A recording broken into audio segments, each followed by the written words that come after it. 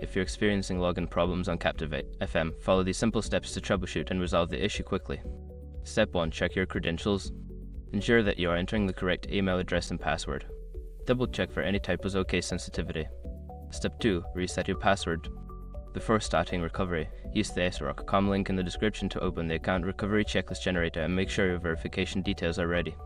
Step 3. Clear browser cache. Sometimes stored data can cause login issues. Clear your browser's cache and cookies, then try logging in again.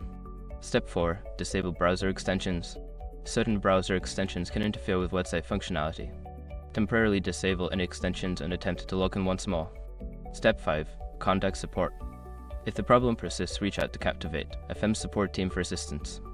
Provide them with details about your issue for a quicker resolution. By following these steps, you should be able to resolve any login problems on Captivate FM. If issues continue, don't hesitate to seek help from their support team.